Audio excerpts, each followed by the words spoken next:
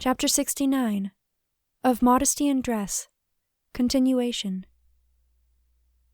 Keep neat and take care of what you wear. Make it last. What matter is it if your bonnet or your dress is a little out of fashion? Nobody notices it, and if they do, it is no matter. Study, then, simplicity and economy in your dress, for these things are suitable to your condition and station in life, and are pleasing to God. Avoid setting your heart on dress and fashion, for they will produce in your heart vanity and self-love that destroy the love of God. Hear what the Holy Ghost says of such things.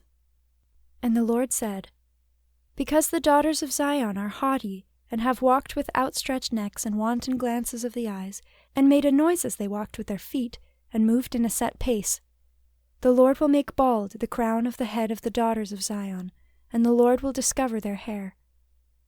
In that day the Lord will take away the ornament of shoes, and little moons, and chains, and necklaces, and bracelets, and bonnets, and bodkins, and ornaments of the legs, and tablets, and sweet balls, and earrings, and rings, and jewels hanging on the forehead, and changes of apparel, and short cloaks, and fine linen, and crisping pins, and looking-glasses, and lawns, and headbands, and fine veils. And instead of a sweet smell there shall be a stench, and instead of a girdle a cord, and instead of curled hair, baldness, and instead of a stomacher, haircloth. Isaiah 3:16-24. Here it is not meant to condemn the use of each of these things separately, but to condemn most severely any inordinate and excessive following of worldly fashion. So St. Paul says, In like manner, let women in decent apparel adorn themselves with modesty and sobriety, not with plaited hair, or gold, or pearls, or costly array, but as it becometh women professing piety with good works. 1 Timothy 2:9. And St. Peter, whose adorning, let it not be the outward plaiting of the hair, or the wearing of gold, or the putting on of apparel, but the hidden man of the heart, in the incorruptibility of a quiet and meek spirit, which is rich in the sight of the Lord. 1 St. Peter 3:3-4. And in another place the Holy Ghost says, Glory not in apparel at any time. Ecclesiasticus 11:4. St. John Chrysostom says on this subject, The dancer, the prostitute, and the actor wear more handsome and costly habiliments than you. Besides, you glory in a thing of the pleasure of which the moth may deprive you.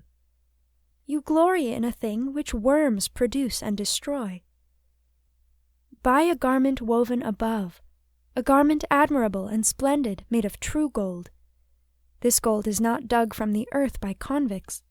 It is the product of virtue. Let us be clothed in that robe which is wrought not by mechanics and slaves, but by the Lord himself. Avoid everything tending in the least to a modesty in your dress, no matter if it be the fashion. It is never the fashion for modest women who fear God, for such women never follow evil fashions. St. John Chrysostom says of those who do, They make a sport of the death of souls, merely to gratify a senseless pride, a pitiful vanity. They adhere to sin 1,000 times more by the indecency of their apparel than by the voice. Low-necked dresses and bare arms give an air of vulgarity to those who wear them, and provoke much remark which would cause the blush of shame to crimson the cheek of the modest. They cause mortal sin sometimes, more even than a more open and undisguised indecency which would disgust by its coarseness. Consult, then, the Holy Ghost, listen to his voice in your hearts, and rather be too particular than careless in so important a matter. To conclude, and to show you the difference between the pomp and splendor of the world and true Christian simplicity, let me give you the account of the journey of Melania, a noble Roman lady, to visit St. Paulinus of Nola. I will relate it in the very words of St. Paulinus himself. But first I must tell you who Melania was. She was a noble Roman matron, possessed of immense riches, which were left at her disposal at the death of her husband, which occurred when she was only 23 years old.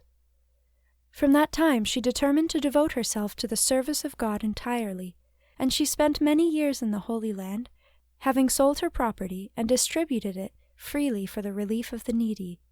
At the end of these years she came back to Rome for a short time, to encourage her only son and her granddaughter to devote themselves also entirely to Christ. It was on this occasion that she, her daughter-in-law, and granddaughter made this pious visit to St. Paulinus. Now for the account. She hastened, said he, to come and visit us, accompanied by her children in all their pomp and show. We saw the triumph of the glory of the Lord in the different style and equipage with which the mother and her daughters, Albina and the young Melania, made the same journey. Their mother was seated on a poor lean horse, more worthless and meaner than an ass. But she was followed by proud senators, who walked surrounded by all the pomp which the grandeur of their position and their opulence could afford. The Appian Way was not only covered, but completely crowded and resplendent, with pavilioned cars and gilded carriages, drawn by horses superbly harnessed, and a very great number of chariots. But the beauty of Christian humility far outshone all this vain display. While the rich admired her who, though poor, was holy, she despised their wealth. We there were witnesses in this humiliation of the proud world of that which God esteems, since we behold royal purple and silk and robes embroidered with gold, humble themselves before the black and warm garments of serge. We blessed the Lord, who makes the humble wise, and in whose sight true humility is a sure exaltation, who filleth with good things and satiates with his holy viands those who hunger and thirst after his grace and justice, leaving the rich in their want.